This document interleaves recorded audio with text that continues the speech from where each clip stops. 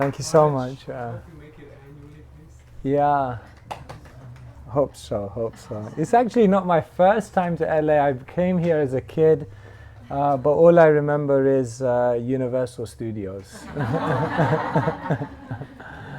But it's nice to be back. And yeah, today we're talking about relationships. I guess all of us in this room have a different interface with the Hare Krishna movement. I'm kind of looking around and seeing that there are maybe some of you who have been in the movement longer than I've been alive on this planet. And maybe some of us are a bit newer to the Hare Krishna teachings and the spiritual path. But regardless, relationships are something that are relevant to us at all times, because it's something I think we all experience the amazing prospect and potential of relationships, and if we're honest, sometimes we also have a few rocky relationships. Is it? Am I? Yeah. Woody Allen, he once said, me and my wife, we drive in different cars, we eat at different times, we have different friends, and we have different hobbies. We're doing everything we can to keep our relationship together. So for people to stay together nowadays, for people to actually have a relationship for a sustained amount of time and really connect on a deep level is not so easy. And so today I was thinking, how shall I approach this subject? And it's said that in the ancient scriptures that different characters perfected their relationship or their love for Krishna in different ways. Some of them just by hearing about Krishna, some of them by chanting Krishna's names, some of them by serving Krishna. But there's one person who's said to have perfected his spirituality by his friendship with Krishna. Does anyone know who that is? Arjuna, yes. Some of you may know, here on the front of the Bhagavad Gita is Krishna and Arjuna. And Arjuna, he's a great warrior, and in this book he begins to have like his existential crisis, and Krishna begins to guide him on the answers of life. And Arjuna and Krishna had a long relationship of friendship. And so I was thinking, yeah, if we want to know something about how to have a good relationship, maybe we should look at the interaction between Krishna and Arjuna, because maybe that will reveal many things. And then I thought, what was the most amazing kind of depiction of the relationship between Arjuna and Krishna is the Bhagavad Gita. So what I'm going to try and do today is give you 5 sutras. In this day and age, everything has to be a sutra because we have bad memories. So I'm going to try and give you 5 sutras. The Bhagavad Gita is a deeply philosophical and theological book. But what has fascinated me about the Bhagavad Gita over the last years of studying it is that you can learn practically anything from the Bhagavad Gita. And today what I'm going to show you is 5 incredible lessons you can learn from this conversation, which maybe will be the key to having a deeper relationship. But to make today a bit more experiential, I just want you to close your eyes just for 10 seconds and think of one relationship in your life right now which you really feel needs to be improved. One relationship which maybe right now is a little rocky, one relationship which is a bit on the edge, one relationship which you feel you need to invest some time and love and energy into. Just picture that person in your mind. Don't throw any darts at them. Picture them lovingly in your mind's eye. And as we are going to keep that image of them there, and as we are going to talk about these 5 sutras today, think about how it may relate and be applied in your relationship with this person. Yeah? So you can open your eyes and just keep that relationship in mind as I share with you different lessons from the Bhagavad Gita on how to have an incredible relationship. The Bhagavad Gita has 18 chapters, and the first chapter is very, very interesting, because in the first chapter what happens is that there's only really one person speaking, and that's Arjuna. Krishna doesn't actually speak hardly anything in the whole first chapter of the Bhagavad Gita. And this, dear friends, is the first thing I want to share with you about relationships. The sutra is, hearing brings understanding.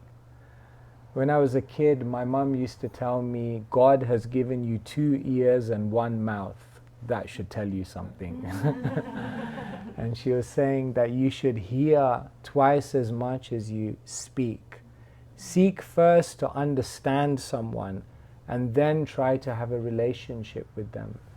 It's amazing because Krishna, He's the Supreme Person, divinity. He's in everyone's heart. He knows everyone better than anyone else. He knows us better than we know ourselves. Yet Krishna resists the temptation to just come in and say, Arjuna, this is what you need to do. You just stay quiet. Let me tell you what needs to be done. Krishna is so patient that he lets Arjuna express himself. Because people don't care how much you know until they know how much you care. And you know, in this day and age, one of the best ways to show people you value them and you care for them is to take the time to hear them. And oftentimes what happens in relationships is that we don't hear people very well. They say, don't hear to reply, hear to understand someone. Another really important thing I want to share with you is the concept in a relationship of being able to hear the unheard. You know this one? A man was once arguing with his wife. Sorry, they won't all be husband-wife jokes tonight, but they have a lot of lessons to learn. And he came to the minister and he said, me and my wife, we just keep arguing, you know. So his minister said, I want you to go back and listen to her. So he went back and he listened to all her complaints. And then he came back to the minister and he said, I'm even more angry because it doesn't make any sense. And then the minister said, good. Now I want you to go back and listen to everything she's not saying. And he was like, how do you listen to something someone's not saying? I can't hear that. He said, yes, you have to learn to hear the unheard. And then he went back and he tried to ask himself the question, what is behind what this person's saying? What is causing them to act like this? What are their emotions that they haven't expressed? What is their history that I haven't taken the time to understand? Oftentimes, the key to a relationship lies in what they don't say that's causing them to act in a certain way. Did you know that if someone seeks a lot of power and control in a relationship, the hidden story is that in their life they were not given protection. If someone seeks a lot of attention in a relationship, what the hidden story is that in their life they probably didn't get much encouragement.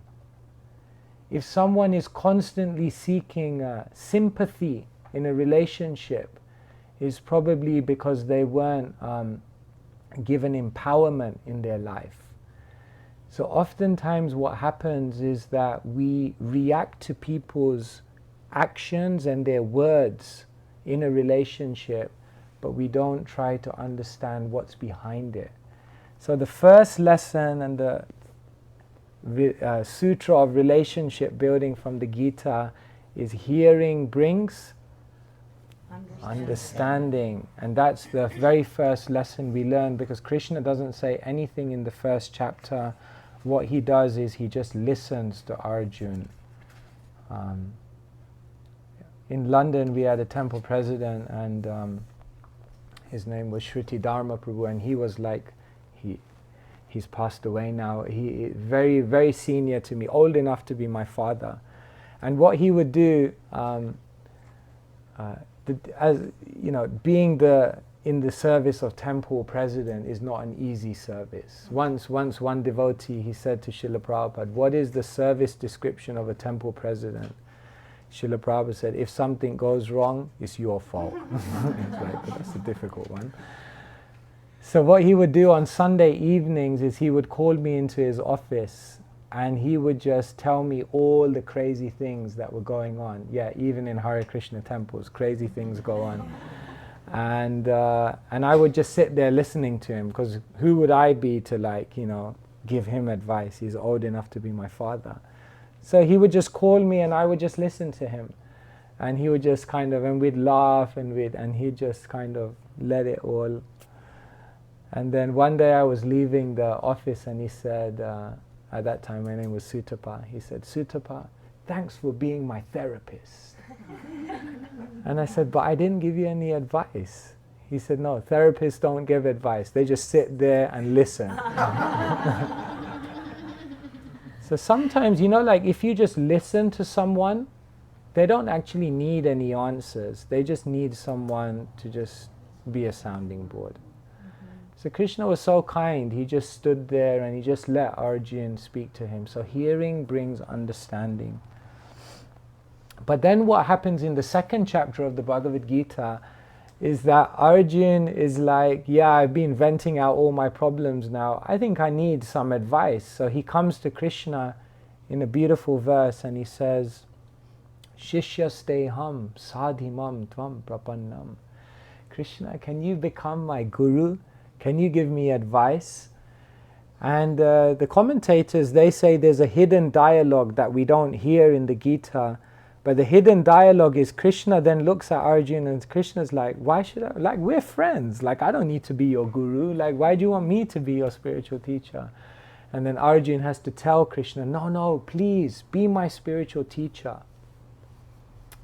And this is perhaps the next sutra or next key takeaway in relationship building: inspiration over imposition. In a relationship, don't try to impose yourself on someone.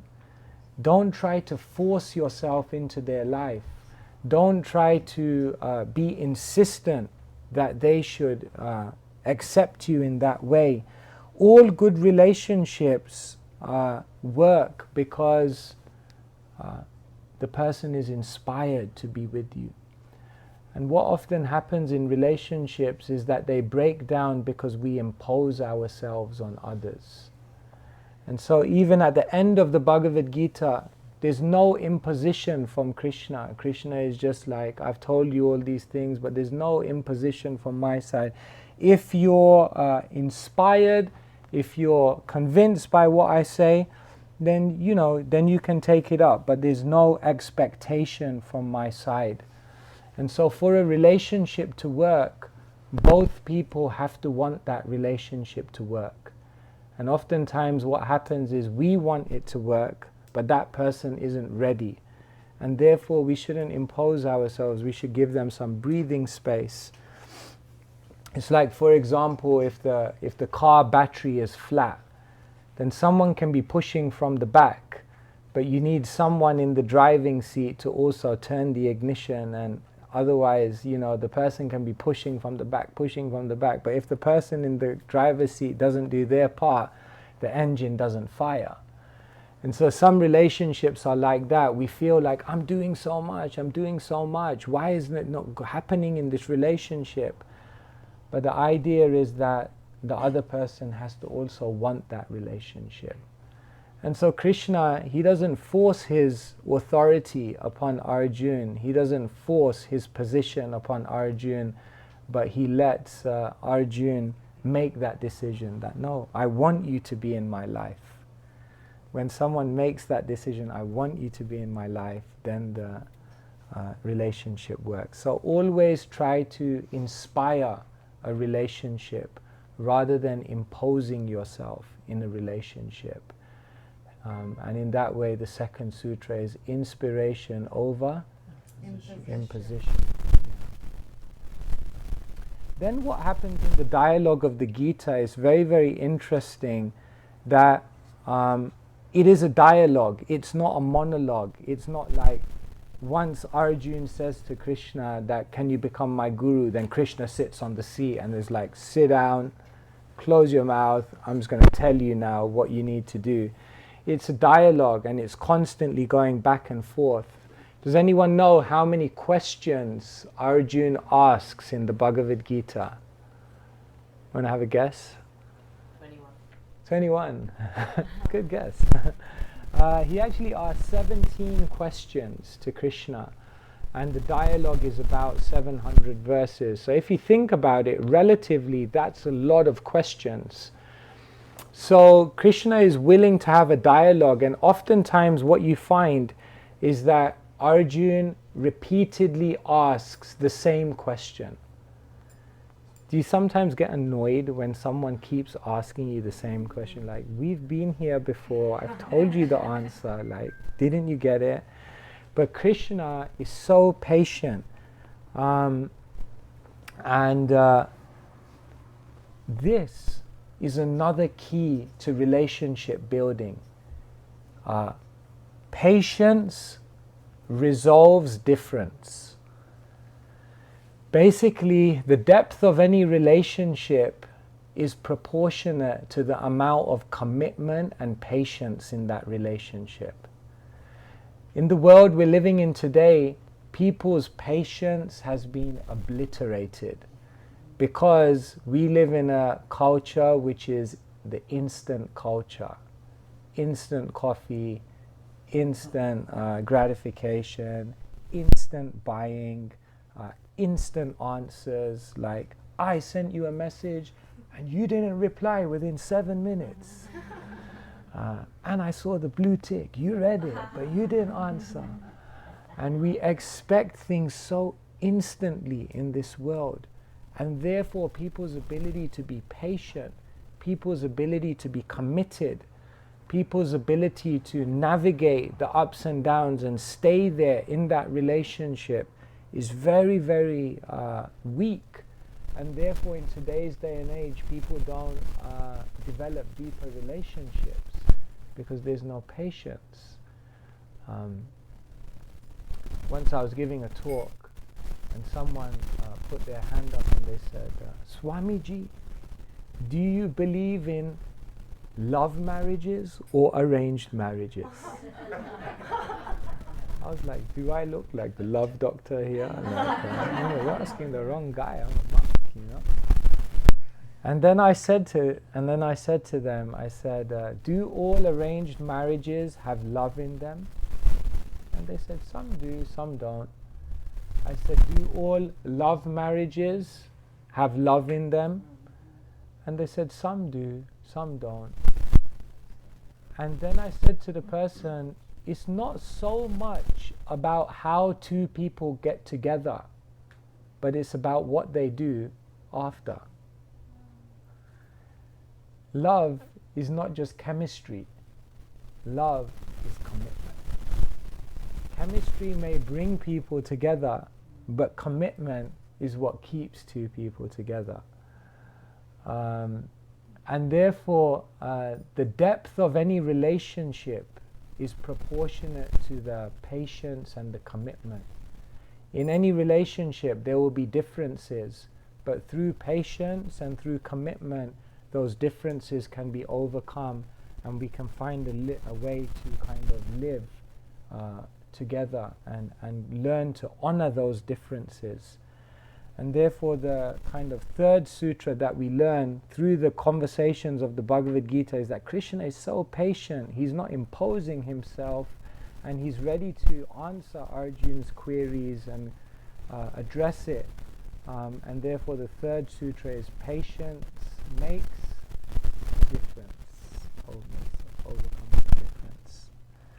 The other amazing thing you begin to see in the Bhagavad Gita through this dialogue, which is a very key element of relationship building, is that Krishna, sometimes he's very heavy with Arjuna and he like chastises him and gives critical feedback. And sometimes what Krishna does is he gives great encouragement and praise and very, very positive words. And this is a very important part of relationship building. I call it step back and feedback. In other words, in a relationship, it's not just about giving positive words, it's not just about giving encouraging words, but sometimes we also have to give words of correction, words of improvement, words of feedback. And what often happens in relationships is we get the balance wrong. Either we just keep telling the person what they want to hear, nice words, but we don't actually contribute to them by actually giving them the sometimes difficult things they need to hear that will help them improve. And sometimes it's the other way around. We just keep telling people how they need to improve and what they're doing wrong and why they're not living up to the mark, but we don't appreciate the good things that they do and the positive aspects of them that you appreciate. But in the Bhagavad Gita you see that Krishna does both to Arjuna. He gives very, very positive words, and he also sometimes gives very critical words of feedback. And when we have both things in a relationship, then the relationship gets to its most mature stage. And we see that even with Srila Prabhupada. Sometimes Srila Prabhupada, it's said he could be harder than a thunderbolt, and then he could also be softer than a rose. Sometimes Srila Prabhupada very, very encouraging in a relationship, you know. Like Shyam Sundar Prabhu once came to him and said, Srila Prabhupada, I've been a fool. Prabhupada said, everyone is a fool. And then Prabhupada said, what happened? He said, I have to go to jail. Prabhupada said, Krishna was born in jail. Then Prabhupada said, what was the crime? He said, I was dealing drugs. Prabhupada said, I was also dealing drugs. Because Prabhupada was a pharmacist, of course, different type of drugs. And like this, whatever he said, Srila Prabhupada was just being encouraging, positive, like always not making him feel bad. And then sometimes Srila Prabhupada was very strong. And sometimes he was encouraging his devotees, his disciples, his students to be better. You know, one time in the middle of the night, he rang his bell vigorously and the disciple came in and Srila Prabhupada said, why are you sleeping? He said, it's the middle of the night. Prabhupada said, it's the middle of the night for me too. And then he said, but Srila Prabhupada, we were working hard all day. Prabhupada said, so was I. Devotee said, but Srila Prabhupada, you're a pure devotee. Prabhupada said, why are you not a pure devotee? You should also be. Then he realized, oh my God, like, this isn't going anywhere. So he said, Srila Prabhupada, what should I do? Prabhupada said, go back to sleep. So Srila Prabhupada was also always pushing his students to be better, to do better. So Krishna does that with Arjuna. You know, like if you ever see a potter, then what a potter does is they have a pot, and what they do is inside the pot they put their hand, and then outside the pot they tap with the hammer. And that's basically what a relationship is. If you just tap, then you'll just break the pot. And if you just put your hand inside, it will stay, but it will just remain as it is. It won't become as beautiful as it can be. So in a relationship, there has to be appreciation, and there has to be correction. And when we're close enough to do that, then the relationship goes to its highest point. So the fourth sutra that I wanted to give you from the Bhagavad Gita is step back and feedback. And the final sutra, and then I'll kind of open it up and see if you have any questions, is individuality unlocks potentiality. In the Bhagavad Gita, Krishna doesn't just tell Arjuna, this is what you have to do and just follow this, or you know, your life is going to be terrible. What Krishna always gives Arjuna is options. In the 12th chapter of the Bhagavad Gita, Krishna says, my recommendation is to do this, But if you can't do this, then do this. If you can't do this, then do this. In other words, Krishna leaves room for Arjuna to express his individuality, to make his own choice. And when we honor people's individuality in a relationship, then we can actually have the deepest relationship. But what often happens in a relationship is we expect them to be like us, to think like us, to act like us, to have the same vision as us. But no, everyone's an individual, everyone's different. And let us allow people to be their individual self, and let's appreciate them for who they are. There was once a mother and a father, and they were arguing about their son. He should be a lawyer. He should be a doctor. He should be a lawyer. He should be a doctor. And then the argument got so heated, they went to court. And in front of the judge, they were arguing, and the father was saying, doctor. Mother was saying, lawyer, doctor, lawyer. And then the judge looked at them and said, like, why don't you just ask him what he wants to be? And then the mother and father looked at the judge like he was mad and said, but he's not even born yet. And it's very interesting, because what we often do in relationships is we project ourselves on others, and we expect people to be a certain way when they're an individual. Let them be who they're meant to be, and appreciate that, and let them find their potentiality in their individuality. And so Krishna really shows how he lets Arjuna awaken his own individuality and make his own choices and exercise his own personality. Krishna shows to Arjuna that he doesn't have an agenda in this relationship, because he lets Arjuna find his individual path. When you show in a relationship that you don't have any agenda, when you show selflessness, then naturally people will be attracted to you. Some magnets will repel, and some magnets will attract. And if within you there is a deep selflessness in the relationship, where the other person sees that person doesn't have any agenda, they just want to be the best I can do, people will naturally be attracted to you. But when we go into relationships with an agenda, then what happens is people detect that, and they naturally keep a distance from us, because they feel, no, this person wants something from me, they want to project onto me, and that puts people off.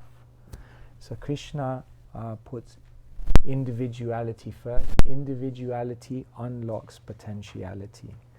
So these, just before I was coming, I kind of thought of these. So these are my 5 sutras for you on relationship building from the Bhagavad Gita. The first one is hearing brings understanding. Try to hear people and try to hear what they don't say, what's going on in their hearts and minds. The second one is inspiration over imposition. Don't force yourself onto someone else in a relationship, but be there. And when they open the door of their heart to let you in, then come in, and then it will be very, very natural.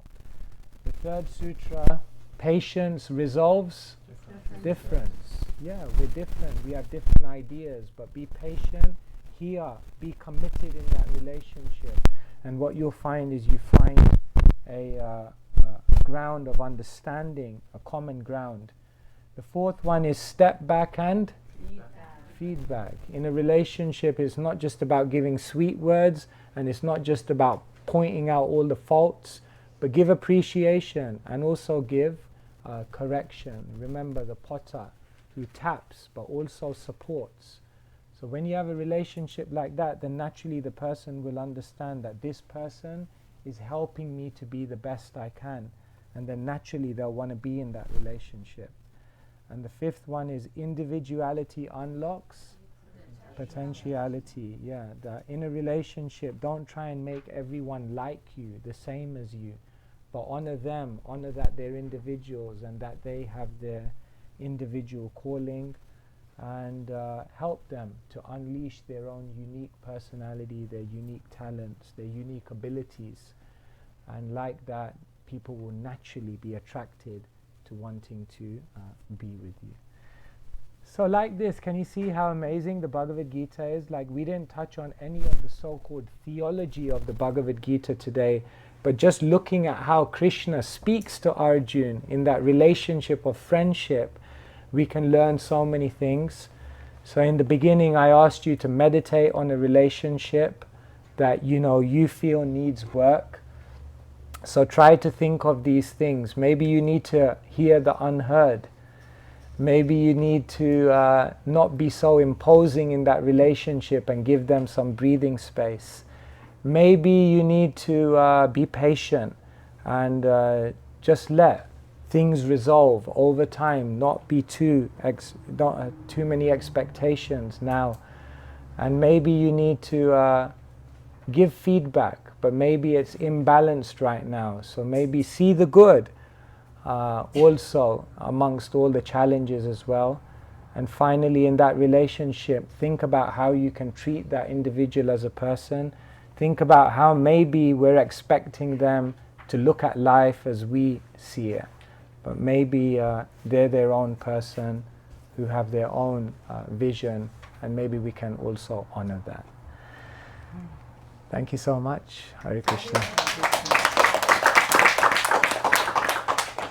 I don't know if anyone has any questions or comments or anything more you'd like to ask. Yes? I had a question. What feedback would you give in trying to merge Sutra 4 and 2? So giving step back and feedback. So let's say someone very close to you, it's easy to then, rather than a more distanced relationship, you see all sides that exist within one. So in trying to give feedback, how to retain to the inspiration over imposition. So I think we often talk with my parents how our ego really roots us in this world. So being open to receiving feedback and also giving feedback in a way that someone's heart won't rapidly close up. So what would be some advice you might give to giving feedback in the best way that someone's really able to digest it, rather than put up walls and, I'm not that way, what are you talking about? So. Yeah, we often, we want to give so much feedback, and there's a real art to giving feedback to people. They say feedback is the breakfast of champions. So the best people in the world always receive feedback, but it's not so easy to receive feedback because we become very, very defensive. So when giving feedback, there are certain questions we have to ask ourselves. The first question we have to ask ourselves is, do I have the right information first? Because oftentimes we have a lot to tell other people of how they can improve, but have we deeply thought about whether we actually have the right information? So first we should be clear, do I have the right information? The second thing we have to ask ourselves is it the right time? Feedback has to be given at the right time in order for it to be digested properly. When Krishna wants to give us feedback, he gives us karma. But imagine if all karma was instant. It would be very difficult to learn from it. That's why when Krishna gives us karma, he gives us like delayed karma. Because there sometimes needs to be a period of before you can digest the lesson. So ask yourself, is it the right time? Sometimes you don't need to give feedback, you just need to give people time and they figure it out anyway. But of course we want to be the great savior who tells them. So second question you can ask is it the right time? The third thing to ask is, am I the right person? Sometimes you may have feedback for someone, but it's maybe better coming from someone else rather than you. Someone else might be able to reach their heart and they might be able to better take it from them. And the fourth question to ask yourself is, do I have the right motivation? Because even if you have the right feedback, it's the right time, you're the right person, but it's not coming from a heart which is genuinely trying to help that person, then they'll kind of be like, their ego will come in like, no, this person. But when they can hear the language of love, so when you tell someone something with love and because you genuinely want to help them, then they hear that. And with that compassionate heart behind the right information, it has more ability to penetrate consciousness.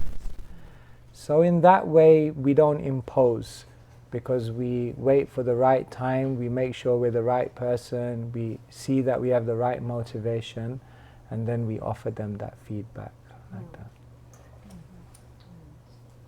Is that okay?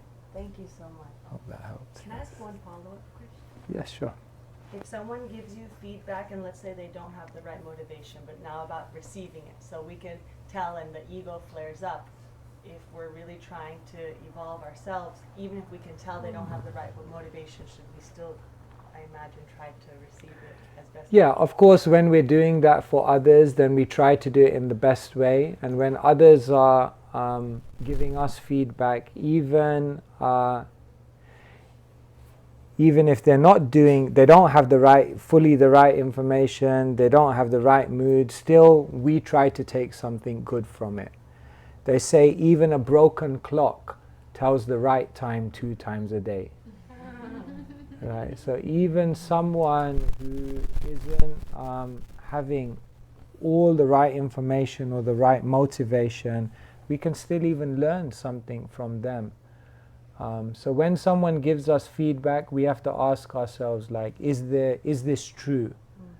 And if we say no, then the second question we can ask is there any truth in it? And even then, if we say no, we can tell ourselves, at least this person is telling me what I shouldn't do in the future.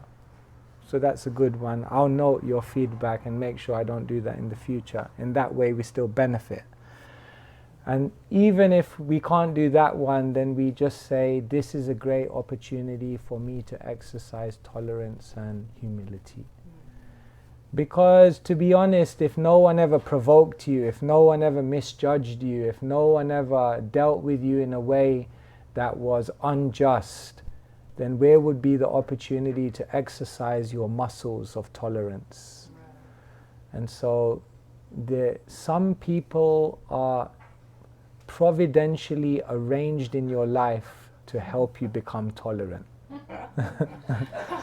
I can see all the images going through your head of all those individuals.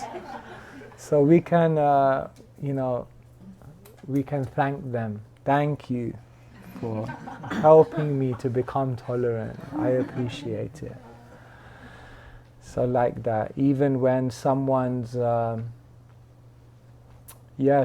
words are not entirely accurate, there's still some great things we can learn from that if we have the spiritual patience. Yeah. Thank you for your questions. Yeah. Yes. I appreciate your time, first of all. Thank you for coming. Yes. Yeah. You mentioned patience overcoming difference. Yeah. And naturally, when there's difference, there's natural separation, or as you described it, like a magnet going away. Is there any way to figure out the correct time when the time comes to actually come back together and to actually reconcile or to fix whatever the difference was that separated them in the first place, after that there was time for them to fix themselves or to fix whatever problem happened? Yeah, that's such a great question. Yeah. Nowadays what happens in the world is we tend to be very black and white with relationships. So we're like, no, this relation didn't work, throw it away, and then that's it. We conclude it. But oftentimes what happens in relationships is you just need some distance, some time, some cooling off period, and then coming back together, and you come back together different people, and then you can have a very good relationship. I can think of many relationships in my life where we just had a period where we didn't maybe interact so much, but then we came back together as more mature people and were able to have very good interaction. So your question is, when is that right time to come back? I think you can never know for sure when that right time is. You got to just give it a try. But I think generally it's a time when whatever differences caused you to separate in the first place, both of you come back to the relationship with a different vision of those differences. Like, in other words, both of you have evolved in your understanding, and therefore now with more understanding there's maybe a greater opportunity to connect. So actually a spiritualist, they never close the door on any relationship. Unfortunately today, just one small thing happens in a relationship and then we just, and 27.5 years ago on that Thursday morning you said that, and it's like that was it, like one thing and then finished.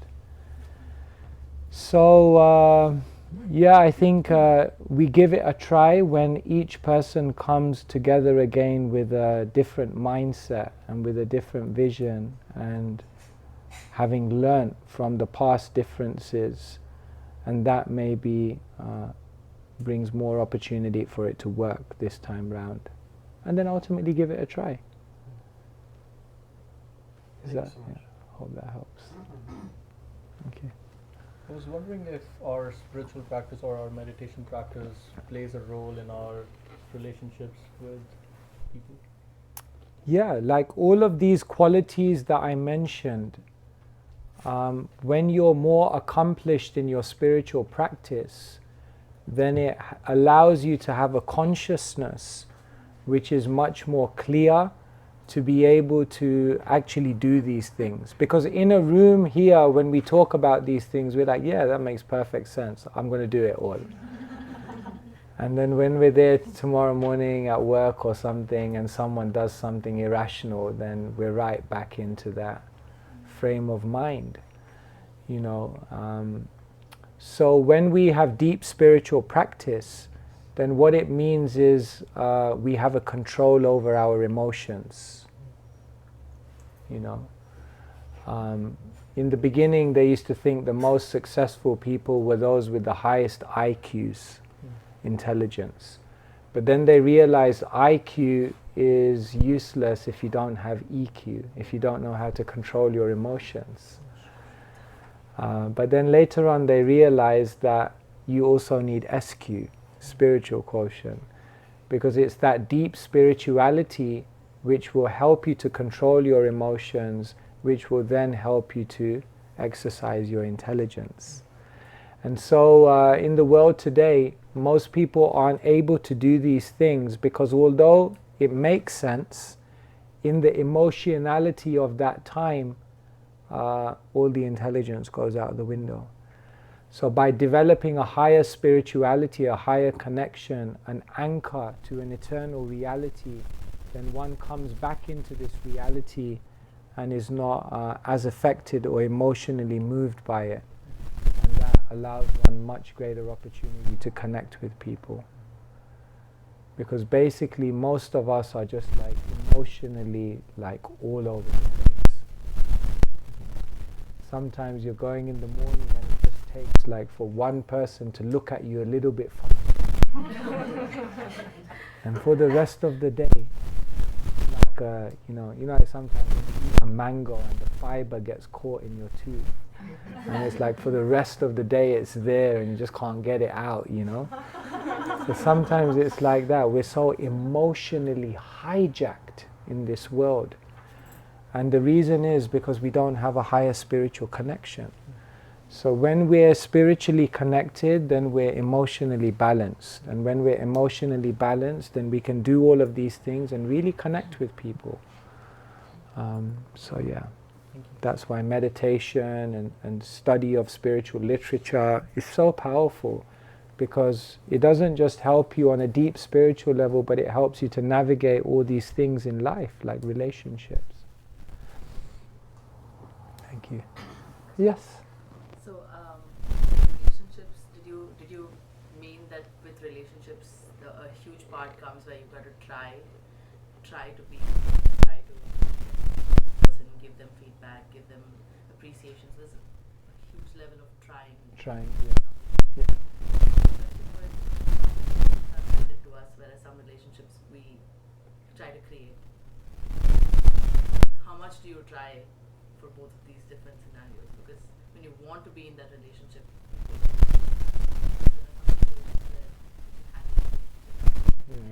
you learn the value of that relationship, but you don't know if the person is available spiritually, emotionally. Yeah, it's a really good question. Yeah, so some relationships we choose, and some relationships we're given, and we can't change those relationships. And so, how much do we try?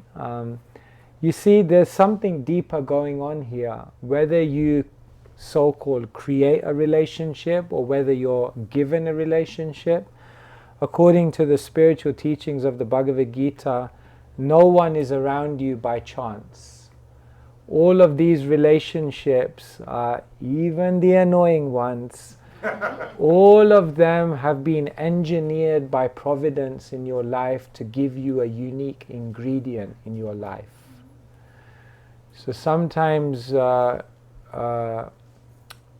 you know, like when you cook, for example, yeah, like, I don't know, a sabji or something like that, right?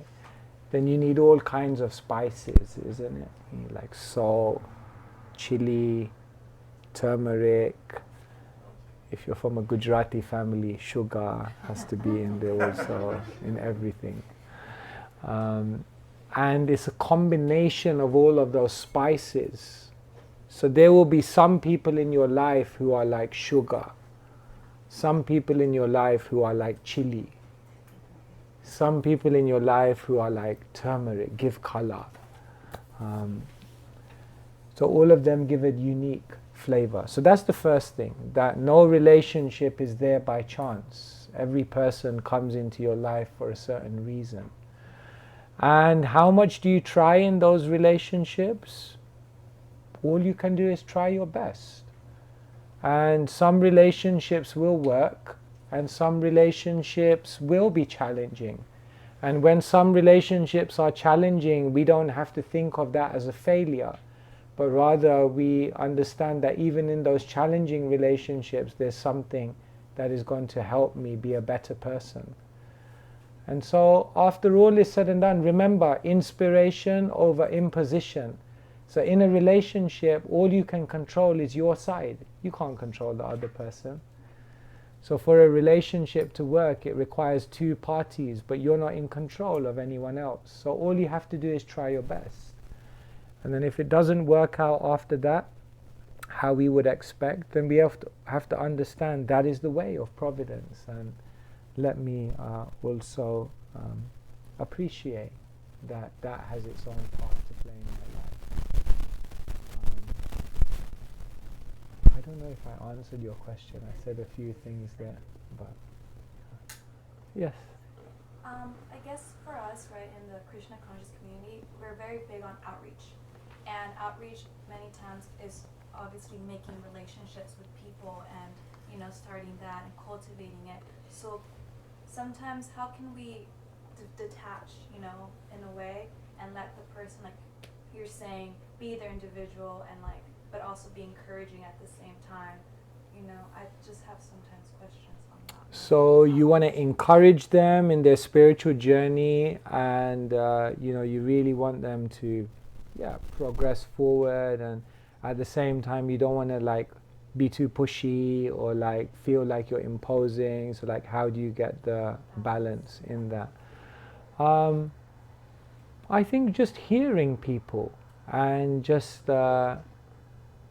you know, like if you're observant in a conversation, when you're having a conversation with someone, there are like often clear signs that the person wants out of the conversation, right? Even as speakers, we know, like when we look at an audience, there are certain signs when it's like, okay, now it's time to close up for today, you know, let's close shop, you know, like we'll call it a day here. So when you have a conversation, there are clear signs if we're tuned in. But oftentimes in our eagerness to help someone, we almost just become blind to how that person's receiving it. And so I think as long as we hear people, as long as we're sensitive to how they're feeling and how much they're ready. Like I was saying, Krishna never imposed himself on Arjuna.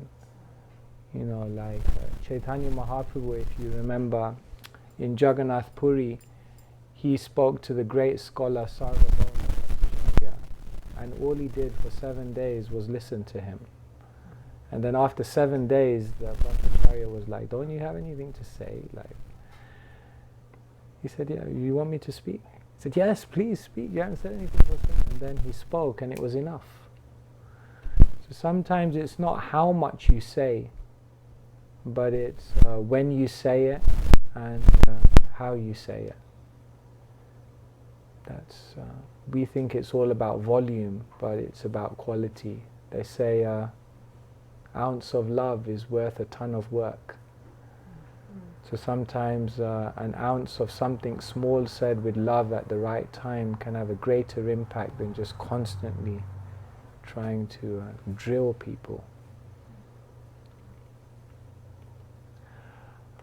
Okay, maybe the last one, because I don't want to hold you too much. I'm not that I'm seeing signs that, you know, you're all very kind and you're all like, but just to, yeah. Yes, so you were saying how a spiritualist doesn't give up on relationships. So what about how would a spiritualist behave or interact with another person who maybe out of envy may be hurtful? Yes, I think there are 2 or 3 things. I think the first thing is that we're practical. If someone is hurtful or someone is creating a negativity in our life, then we're practical. We create a distance, you know, so that we don't get affected by that, so that we can maintain our good consciousness. And so that's the first thing. But then that's not the only thing. The second thing is that the spiritualist sees that the fact that this person is acting like that means that they themselves have some level of dissatisfaction in their life. They're being challenged in some way in their own life, and therefore they don't hold any bitterness or any grudges against that person. They just see that this is also a person just going through their own difficulties. Often they say the kids in school that bully other kids are the ones that were bullied themselves, you know. So that's the second thing, is we never hold any bitterness. And then the third thing is that we always realize that people can change. Where you are doesn't define who you are. Right? This is really, really important to understand. Where you are doesn't define who you are, because people can change. And so the spiritualist always keeps that opportunity open.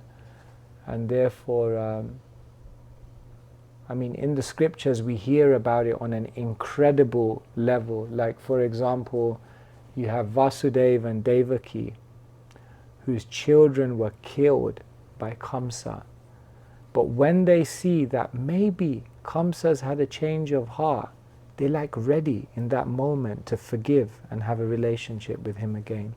It's an incredible level, and we think like, wow, we can never get there.